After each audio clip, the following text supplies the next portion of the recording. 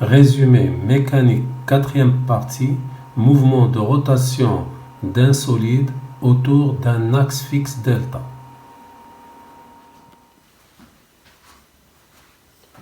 Bonjour, on va continuer nos résumés sur la mécanique par un résumé quatrième partie.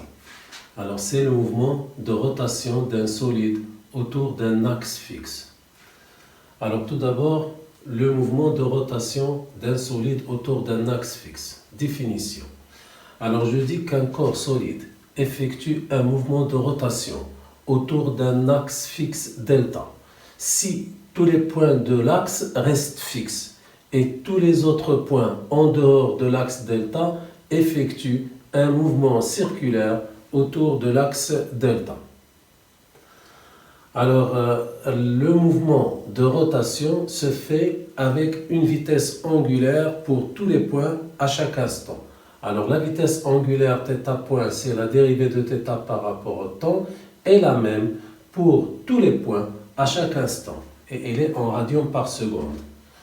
Alors, la vitesse linéaire, elle n'est pas la même pour tous les points. Parce que je sais que V égale à R oméga. Et lorsque je me déplace et je m'approche de l'axe delta, alors la distance entre le point et l'axe diminue, donc la vitesse diminue. Alors l'accélération angulaire. L'accélération angulaire, θ2 point, c'est la dérivée de la vitesse angulaire, c'est la dérivée seconde de l'abscisse angulaire par rapport au temps, est aussi la même pour tous les points à chaque instant. Lorsque le corps est en rotation, à chaque instant, tous les points ont même accélération angulaire qui est en radians par seconde carré. Alors, pour un mouvement de rotation autour d'un axe fixe delta, on va utiliser la relation fondamentale de dynamique de rotation. Alors, c'est la relation suivante.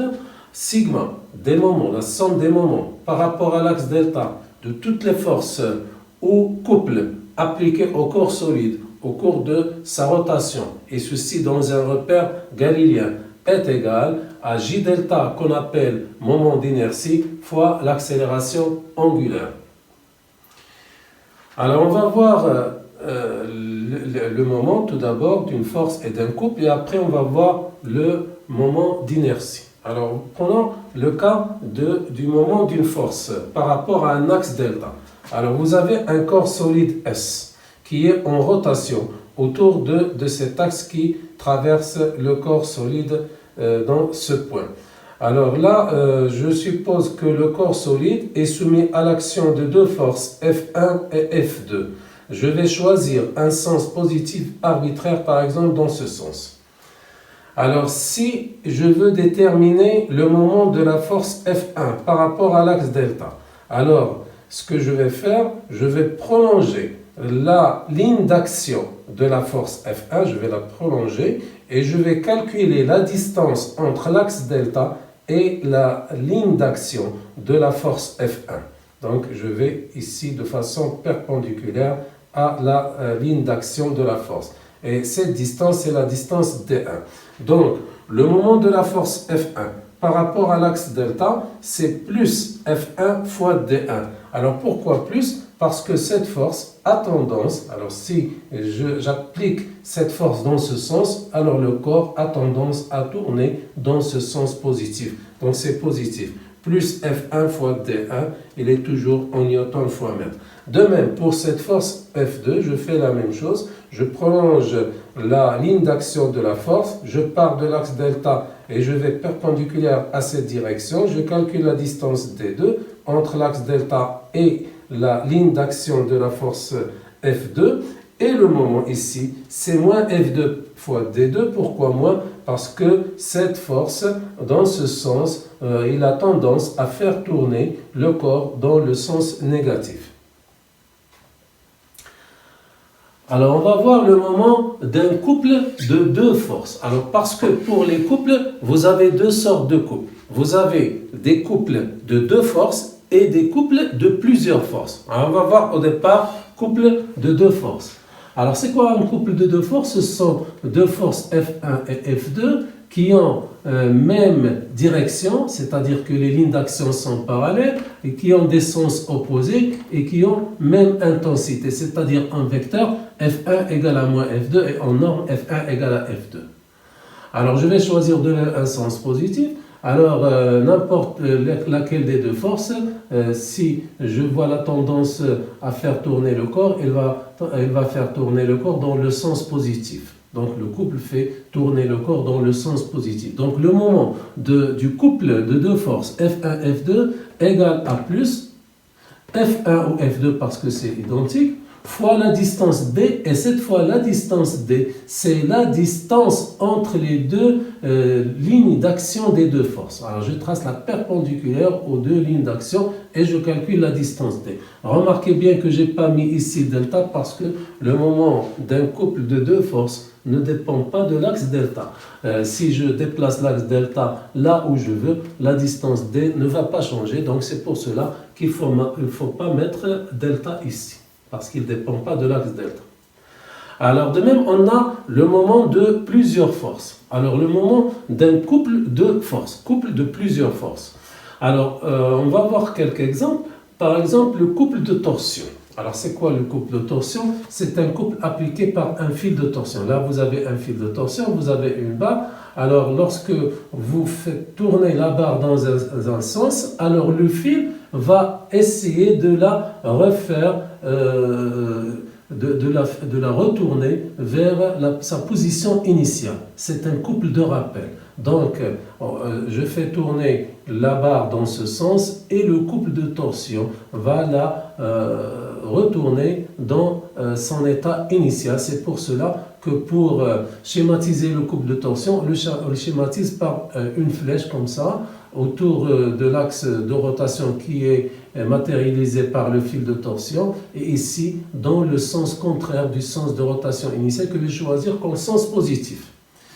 Alors le moment du couple de torsion, puisqu'il fait tourner la barre dans le sens inverse du sens positif, elle est négative. Et on démontre que le moment du couple de torsion égale moins une constante C qu'on appelle constante de torsion fois l'angle de rotation θ, égale à moins Cθ. Il faut bien se rappeler de cette formule.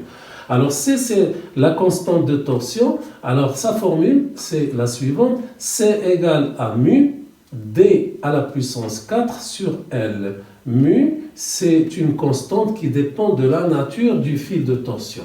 Est-ce qu'il est en fer, en aluminium, en argent, etc. Ça dépend de la nature.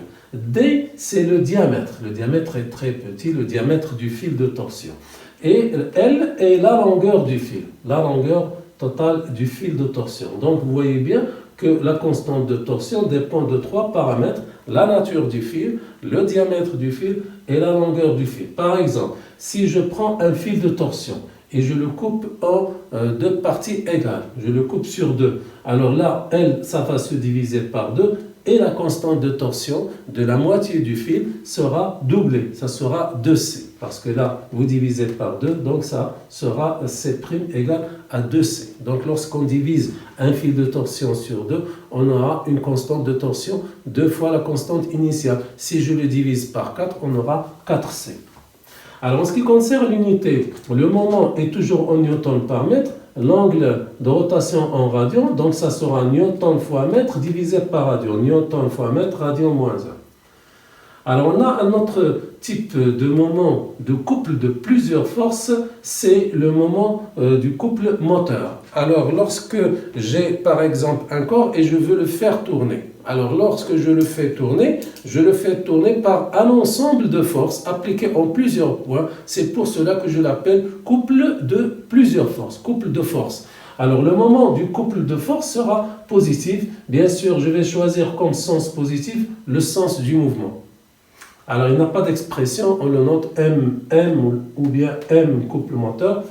Alors, pour le couple de freinage s'oppose au mouvement. Alors, lorsqu'un corps tourne dans un sens et vous le freinez, par exemple, je le freine par cette main, alors là, elle s'oppose au mouvement. Le moment du couple de freinage est toujours négatif si je choisis comme sens positif le sens du mouvement, et c'est ce qu'il faut faire toujours. Alors, voyez maintenant le moment d'inertie, le J delta. Alors, pour un point matériel, si vous avez l'axe de rotation delta et le suivant, vous avez un point matériel grand M qui a une masse petit m et qui est distant de l'axe de rotation d'une distance petite d. Alors le moment d'inertie du point matériel, J delta, c'est la masse de ce point fois la distance qui le sépare à l'axe de rotation au carré. Il est en kilogrammes mètre carré. Et si vous avez un ensemble de points matériels, plusieurs points, chaque point est distant d'une distance di et il a une masse mi, donc J delta de tous les points est la somme des mi di au carré. Chaque point, par exemple, si j'ai 3 points, m1 d1 au carré plus m2 d2 au carré plus m3 d3 au carré. C'est sigma.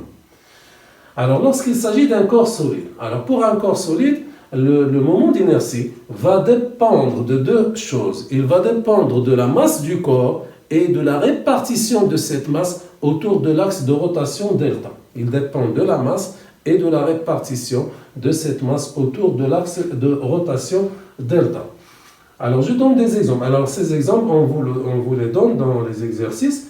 Alors là, je vous donne deux exemples pour montrer qu'ils dépendent de la masse et de la répartition. Si j'ai par exemple un disque plein de l'intérieur, de rayon R, et j'ai un axe qui passe par le centre de gravité delta G. Alors J par rapport à l'axe qui passe par le centre de gravité, c'est égal à 1/2 de la masse du corps, là on a la masse, et fois le rayon au carré. Le rayon, ça nous donne la répartition de la masse autour de l'axe delta.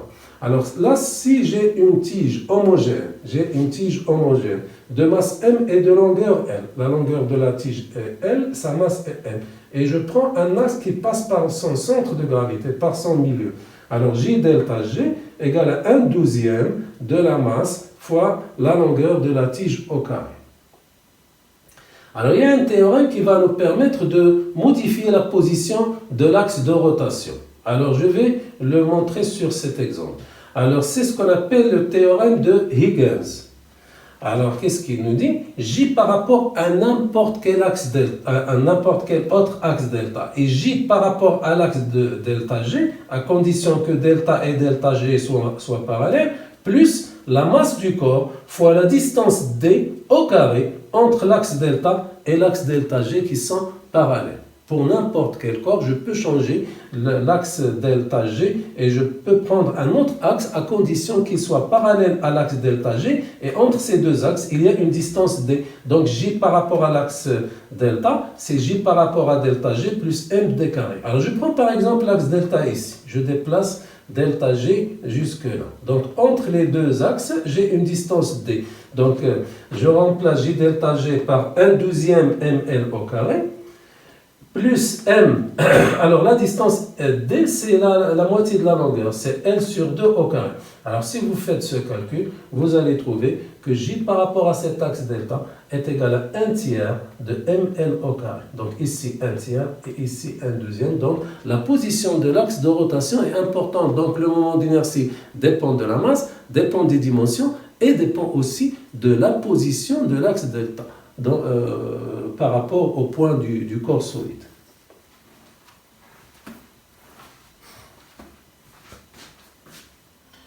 Alors, on va traiter cet exercice d'application. C'est un exercice sur une machine qu'on appelle machine d'Atwood. Alors, la machine d'Atwood est constituée d'une poulie de moment d'inertie J delta par rapport à son axe de rotation delta.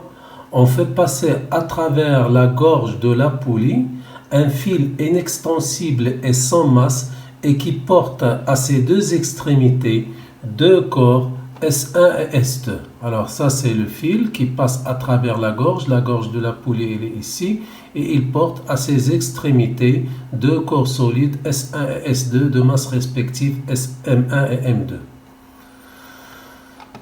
Alors, on va prendre que le corps S2 a une masse M2 supérieure à M1. Le fil ne glisse pas sur la gorge de la poulie. Le fil ne va pas glisser lorsque le corps S2 descend, le corps S1 remonte et en même temps la poulie tourne parce que le fil ne va pas glisser sur la poulie. Alors, en plus, il est inextensible et de masse négligeable. Alors, déterminer l'accélération angulaire, θ de point, de la poulie en fonction de J delta, le moment d'inertie de la poulie, de la masse M2, de la masse M1, de G, accélération de la pesanteur, et du rayon de la poulie. Alors ça c'est le problème, on va voir tout de suite la solution. Alors, solution de l'exercice. Alors nous avons ici la poulie auquel on a accroché les deux corps S1 et S2 à travers un fil inextensible et sans masse. Et j'ai la masse de S2 qui est supérieure à la masse de S1. Alors, puisque la masse de S2 est supérieure à S1, alors le corps S2 va descendre vers le bas et le corps S1 va remonter vers le haut. Alors, c'est pour cela que je vais choisir pour le mouvement du corps S1 un axe O1X1 dirigé vers le haut, parce qu'il se déplace vers le haut. Le corps S2 le plus lourd se déplace vers le bas. Je vais choisir pour étudier le corps S2 un repère O2X2 vers le bas. Alors pour la poulie, il tourne dans ce sens, donc je vais choisir le sens positif comme étant le sens du mouvement. Pour ce qui concerne les forces, pour le corps S1, il est soumis à l'action de son poids P1 et à la tension du fil T1. Pour le corps S2, il est soumis à son poids P2 et à la tension du fil T2. Pour la poulie, il est soumis à son poids P, à la réaction de l'axe delta, parce que l'axe delta va soulever l'ensemble, donc c'est une réaction R delta vers le haut, et il est soumis aussi à l'action des deux fils, T'1 de ce côté et T'2 de l'autre côté. Alors pour ce qui concerne les accélérations, le corps S1 a une accélération vers le haut. Pourquoi ? Parce que le mouvement de S1 est accéléré. Au départ, il était au repos, on lâche le système, le corps va commencer à se déplacer vers le haut, sa vitesse va croître, donc c'est un mouvement accéléré et l'accélération est dirigée dans le sens du mouvement. De même pour le corps S2, il est accéléré et l'accélération est dirigée dans le sens du mouvement vers le bas, accélération A2. Pour le corps S1, je prends comme système S1. Le repère, ça sera, comme on vient de dire, O1X1 local qui est sensiblement galiléen.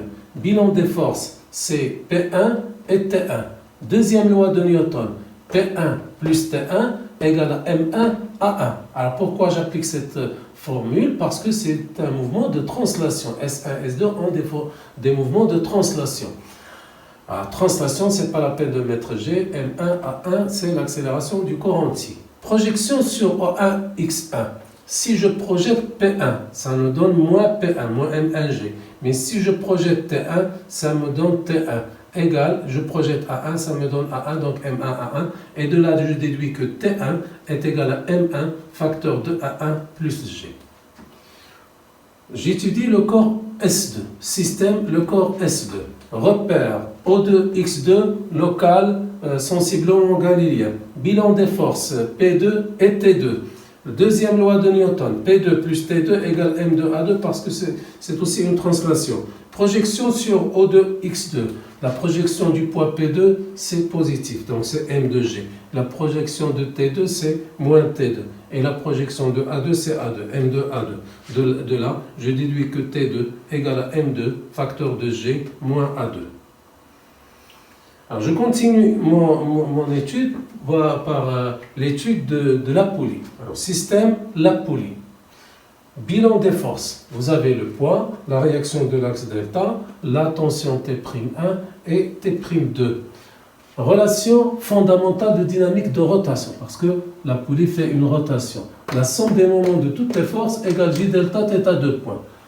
Alors toutes les forces qui passent par l'axe de rotation delta ont un moment nul, parce que l'axe de rotation il est là. Donc P et R delta passent par delta, donc leur moment est nul. Il me reste seulement le moment de T'1 et de T'2. Pour ce qui concerne T'1, alors elle a tendance à faire tourner l'ensemble, s'il est tout seul, elle a tendance à faire tourner la poulie dans le sens négatif.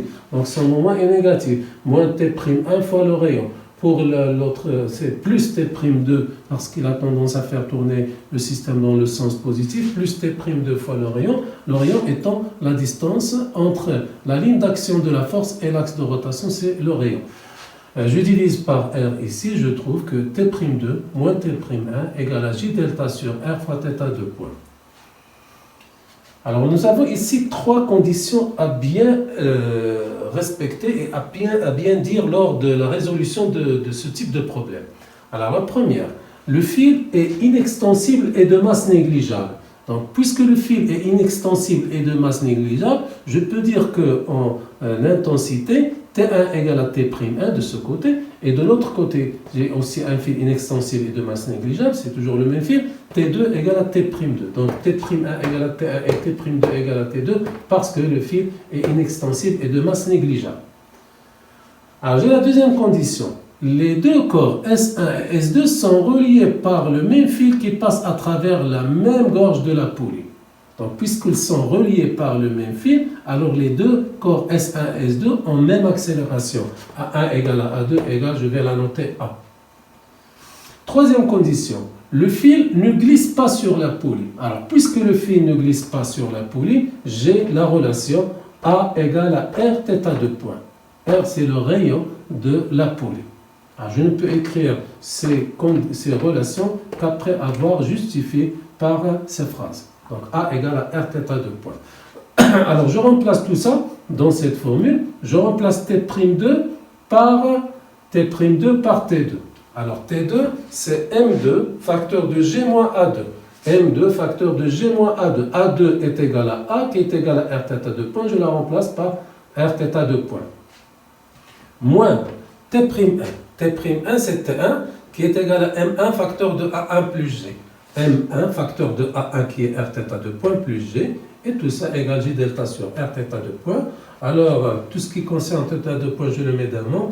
Tout ce qui concerne ne concerne pas θ de point, je le mets dans l'autre monde. Là, il me reste G facteur de M2 moins M1, et de l'autre côté, je mets θ de point en facteur, J delta sur R.